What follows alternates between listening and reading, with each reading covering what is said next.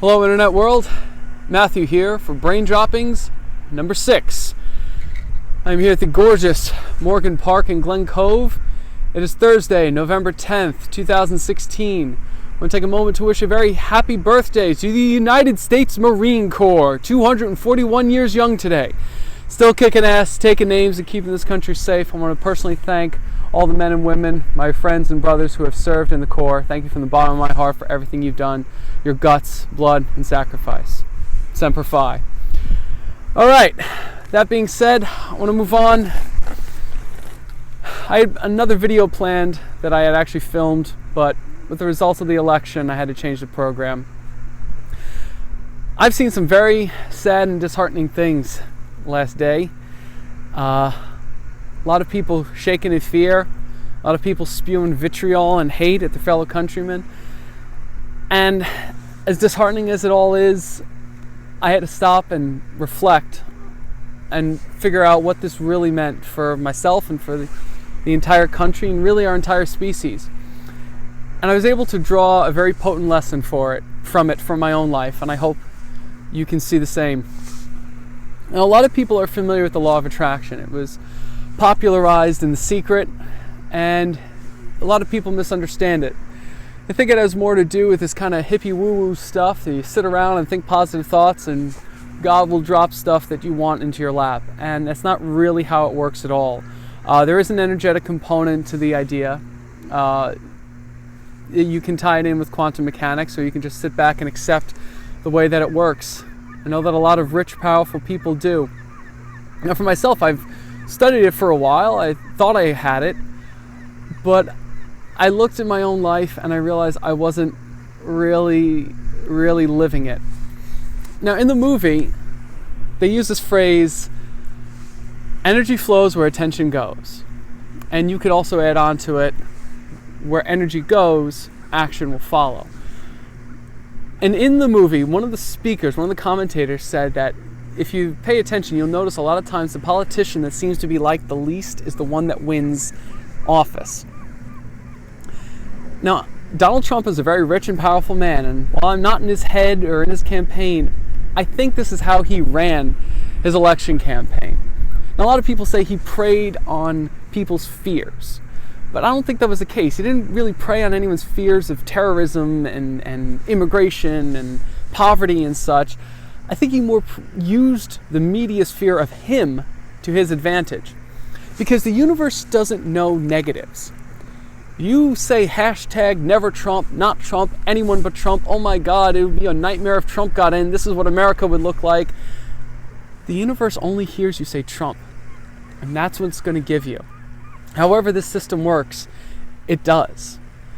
Now, for my own life, when my careers were tanking, when my book went nowhere, when my marriage was coming apart, when my debts were piling up, all I saw was the stuff I didn't want. And that's what I kept focusing on. And you do the same thing, we all do. But this is where we have to learn. See, as my life was just in a downward spiral and I kept drinking more, as I reached out to try to do something to still leave a legacy, as my human spirit refused to die, I refused to just lie down and accept mediocrity. I reached out to try a relationship with somebody I highly valued, and when that didn't work, I was heartbroken. And I built all these constructs in myself around logic and reason and trying to hold myself up with sheer will and determination. But I started going numb at that point. And I isolated from my friends and family more and more and drank more. And I tried starting nonprofits. I tried blogging. I still kept trying, but it just was not working.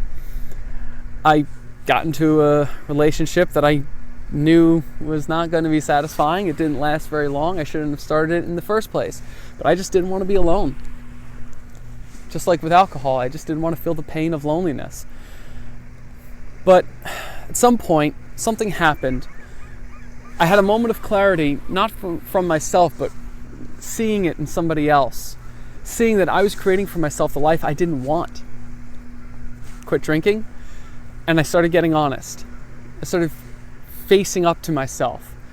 And I started doing research. I listen to guys like Ty Lopez and Peter Sage, Brian Rose, Les Brown, Lisa Nichols, and so many others. And while I started tying in threads of knowledge in regards to their success and what I could do in my own life, especially when I came across Gary Vaynerchuk and learning how to use social media more, which, looking back, I could have, would have done when I was in the health and fitness field. But looking at all of them, listening to what they were saying, as far as more than just success, but realizing that I had to quit the pity party, like Sean Stevenson talks about.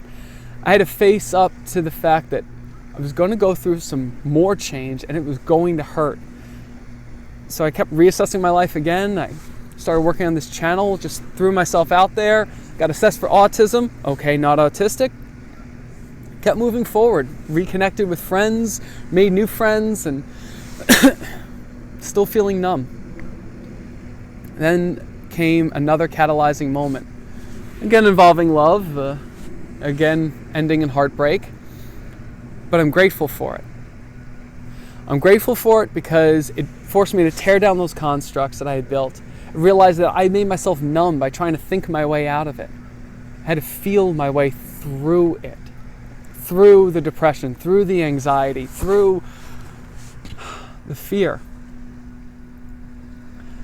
I've still been battling my depression and anxiety lately, which is why I've not been putting videos up as much as I could. I still feel very alone. I have friends, I have family, I have loved ones, but I don't have a love. I still feel lonely. I look around, I do not see a girlfriend, I don't have any prospects. All I feel is lonely. And what do you think the universe is constantly going to give me? The thing I'm focused on. Yes, I'm focusing on success, on my network marketing business, on this channel.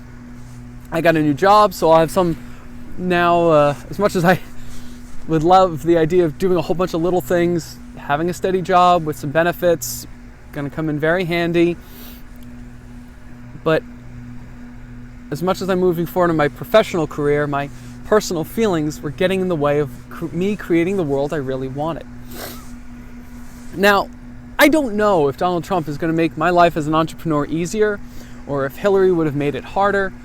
My plan for my life has never changed in terms of the success that I want and the impact that I want to have on all of you. But I know now I need to stop focusing on being lonely and just focus on living. I've been telling myself this, but I haven't felt it, and it clicked for me, seeing the reaction of everybody yesterday and realizing that that was my moment of clarity in my personal romantic life. Now I can take more practical steps, but the important thing is to direct the energy where I want it to go, to a relationship, not being alone. Took a lot, but now that fog of fear is starting to lift for me. And that's what I want to tell all of you. You've been so afraid of this guy. But you know what? A man, a government, a political party, it doesn't really change or affect your world in your terms as much as you think. You can have more of an effect in the world around you than you give yourself credit for. No matter what happens, this life is yours to create. It's not in somebody else's hands, it's in yours. Remember when I said we're volcanoes trapped in skin? I meant it. And I really need you all to start feeling it right now because my heart's breaking looking at my social media feed. I need to get this message across. So I'm actually going to throw this now to my best friend who is doing what she can on her end. She started a movement called We Are Beautiful. She's got a Facebook page, an Instagram, and a Twitter. I'm going to throw the links down there below. But she actually she issued a challenge for the week of Thanksgiving. What she does in her movement is she has these cards that she printed up, and some I think she also hand did herself. They look really cool. It just says you are beautiful. Even if you just write it on a Post-it note. But the challenge is to hand this to people. Random strangers that you have a nice chat with in a Starbucks lineup or something. Your friends, your family, anyone who needs a reminder to they matter, that they have value.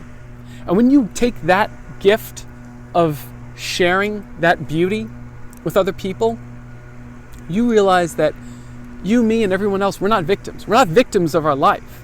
We're not victims of the universe. The universe doesn't happen to us. The universe happens through us. If you think Donald Trump is going to bring so much ugliness to this world, then it's your job to bring beauty to it. Not with protests and marches and riots. All that garbage is just going to create more hate. Do something effectual. Do something positive. Reach out with real beauty, with real connection to total strangers, to friends. Make this life free and beautiful, as Charlie Chaplin says. It's in your hands. You're not a victim. You are the force of the entire universe. So take responsibility. Do what you can. Click on the links below to the We Are Beautiful page. Use the hashtag. Take the challenge. Share pictures, share videos, share beauty with everyone.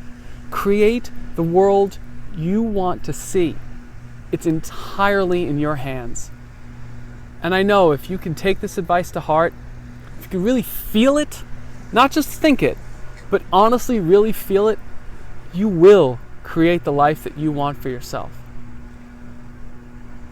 Can't get any simpler than that. It's a beautiful day. It's a beautiful life. Go out and enjoy it. And I'll catch up with you guys another time.